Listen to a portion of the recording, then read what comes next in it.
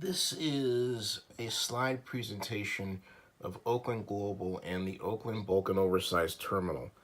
The document was sent to Zenny62 Media.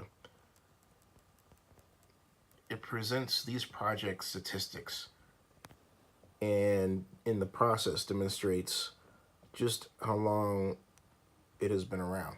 It has spanned 3 Oakland mayors, Ron Dellums, Gene Kwan, and Libby Schaff, 8 city administrators, 42 agencies. It started with a $499 million project budget, which is now, as of 2016, at $800 million.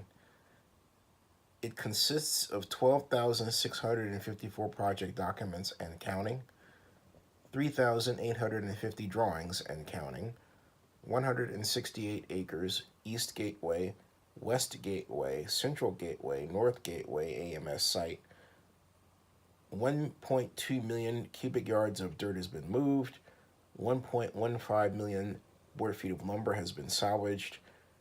It has a $1.68 million anticipated annual property tax revenue, 4,980 anticipated ongoing jobs, 3,063 anticipated construction jobs, but to date, there have been 1,435 people employed in construction and an additional 1,691 people employed that have provided professional services.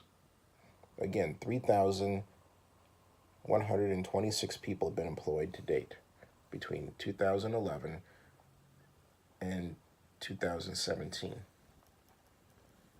Master plan process. What is notable is this is master plan. It's a city and port joint project. It has 366 combined acres, presenting a one-of-a-kind opportunity. It consists of public and private funding from the state of California, private sources, the city of Oakland, the port of Oakland, and the federal government. The land was leased, not sold. The goals to fulfill President Obama's export initiative, reconnect the water to the rail, to provide the bulk marine terminal Oakland has talked about for over 40 years, increase rail transport, provide a commercially viable operation, and fulfill the environmental responsibility of decreased truck traffic, reduced congestion, lower emissions, and improved roadway safety, and provide a working waterfront with quality jobs for Oakland residents. The preliminary plan, the working waterfront concept, consists of this map that you were looking at, this project overview. And within this project overview, the proposed Oakland OBOT, as it's called, the Oakland Bulk and Oversized Terminal plan, will be located in this area. This is the port logistics area. That is the proposed port intermodal oil yard as well.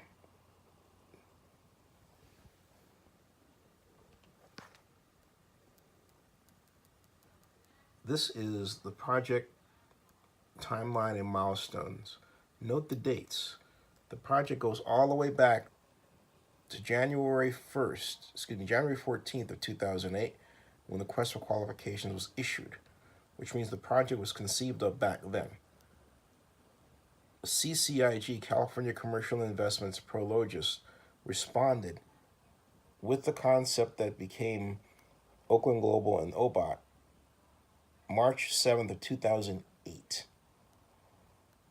The request for proposals was issued September 25th of 2008, same year.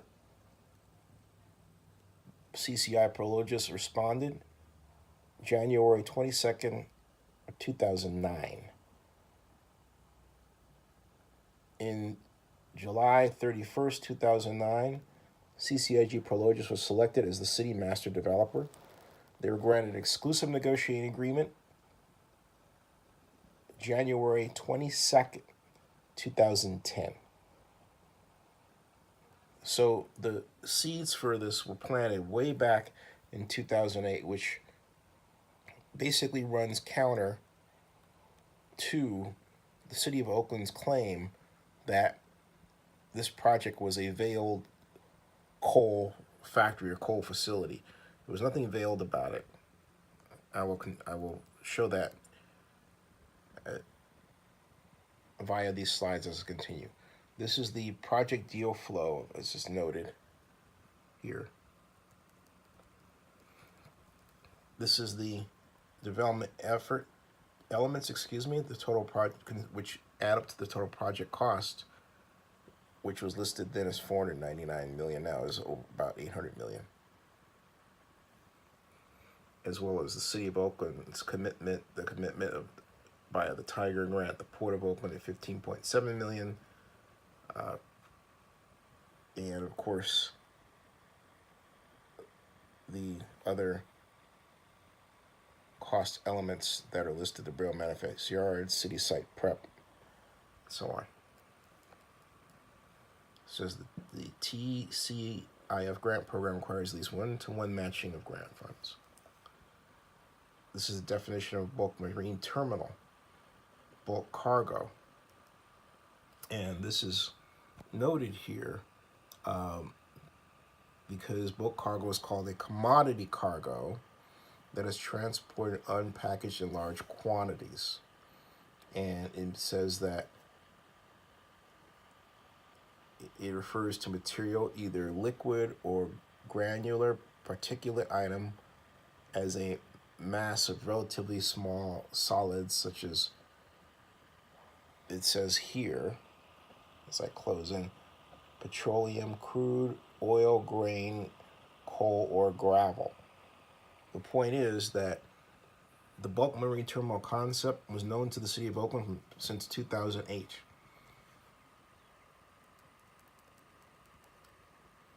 These have always been listed as the potential commodities to be handled at the Oakland Bulk and Oversized Terminal: agriculture, soda ash, bituminous coal, iron ore, sodium sulfate, and borax.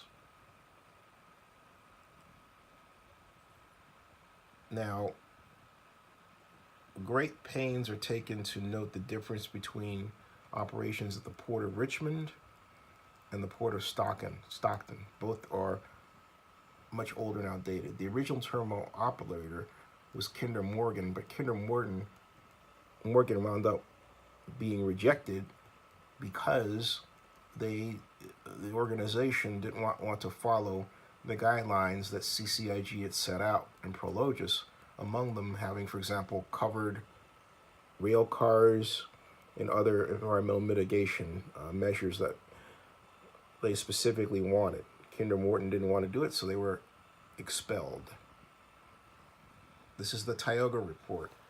Now, while this Tioga report is dated 2012, there is a 2009 report that was ordered by the city of Oakland, and specifically Pat Cashman, that shows all the way back then the city of Oakland knew that this bulk marine terminal would handle various commodities, including coal. In fact, the market study that is the Tioga report referred to that both in 2009 and in this report as well. What that says, that highlighted area, is such large full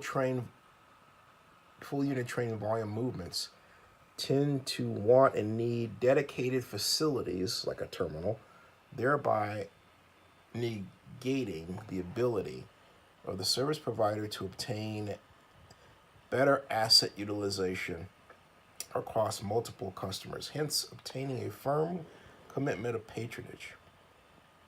In other words, a tenant is mandatory but nearly impossible before committing to erecting facilities. In other words, if you build it, they will come.